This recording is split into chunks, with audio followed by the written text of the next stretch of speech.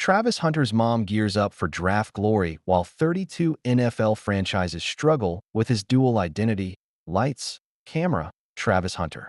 This two-way phenom delivers every single game, no doubt. But that Heisman journey was far from a cakewalk. Injuries tried to sideline him, doubters chirped, yet he relentlessly battled on both sides of the ball.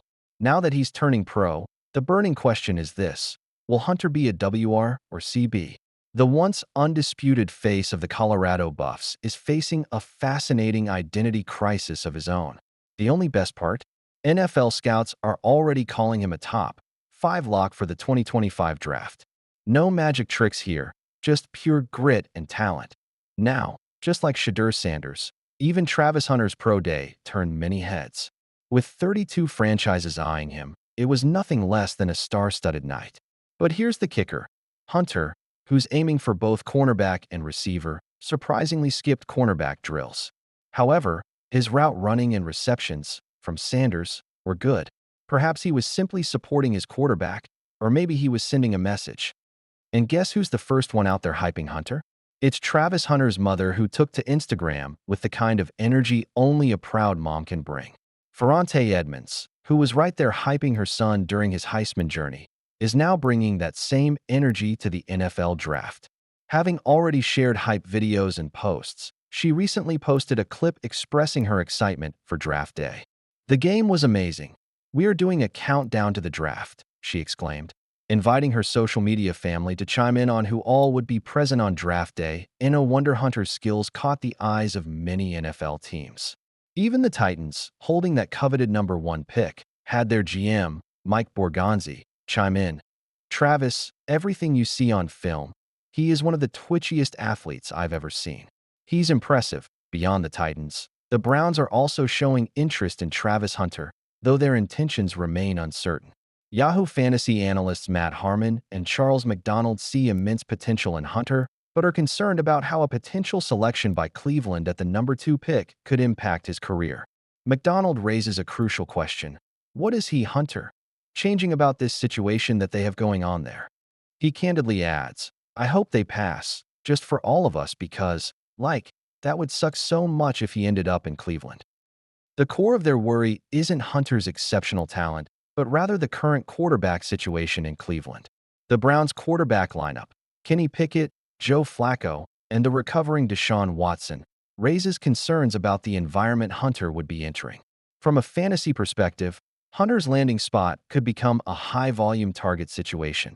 He'd likely start at receiver, but who's throwing him the ball? Malik Neighbors excelled despite a poor team and still managed 109 catches for 1,204 yards and 7 touchdowns. Could Hunter replicate that? Possibly. Harmon even compares him to Odell Beckham in his prime. However, without a strong quarterback, his potential is limited. But if Cleveland makes a bold move and trades back into draft Shadur Sanders, that changes everything. Reuniting the Colorado duo could dramatically alter his outlook.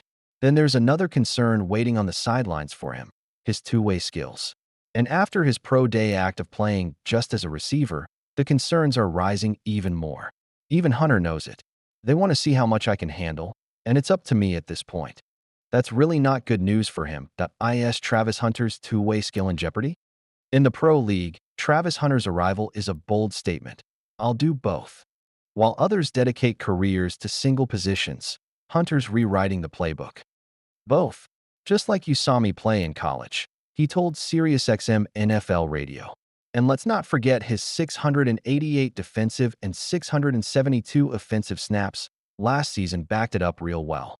His pro day performance further cemented his dual threat status, reigniting the debate: offense or defense? Hunter's response: "I could play all of them if they gave me the chance and the opportunity to do it." He's not auditioning.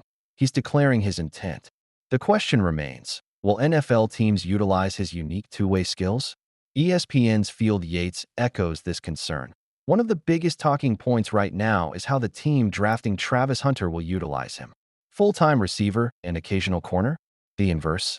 How about an even split?" While I was at the Colorado Pro Day, it became clear to me that a common mindset from some teams was that there's plenty of time to figure that out later. For now, Hunter is too rare of a talent and too exceptional on both sides of the ball to tether him to a plan before the draft. But this isn't the first time someone's pulling something of this sort, right? The NFL hasn't seen many true two-way players.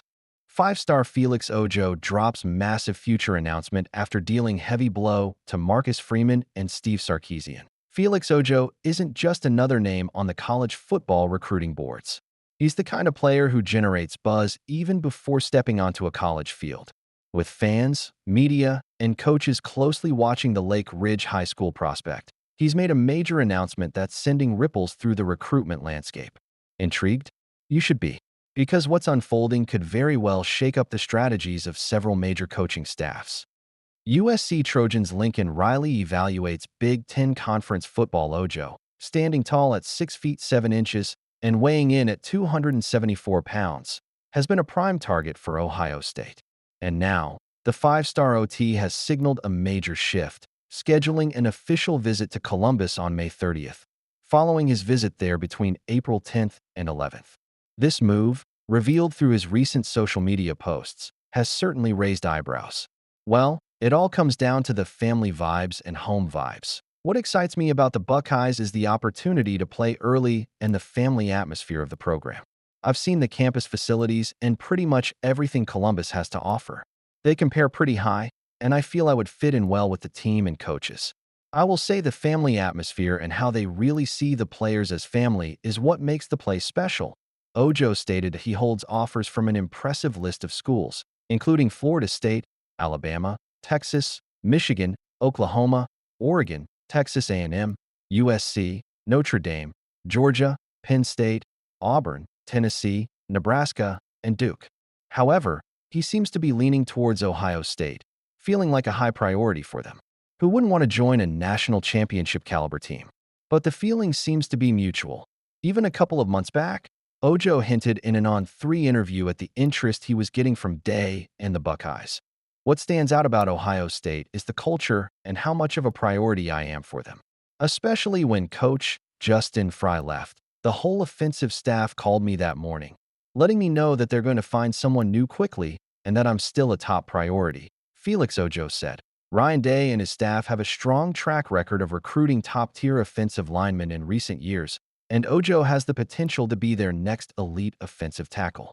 This would be a significant addition for the Buckeyes, who have already secured commitments from 6 blue-chip recruits since March 10th, including 4-star tackles Maxwell Riley and Sam Greer, and 3-star lineman Tucker Smith, among others.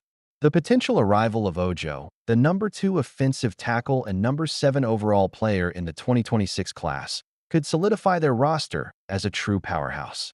Interestingly, Ojo was also scheduled to visit Notre Dame, but canceled that trip.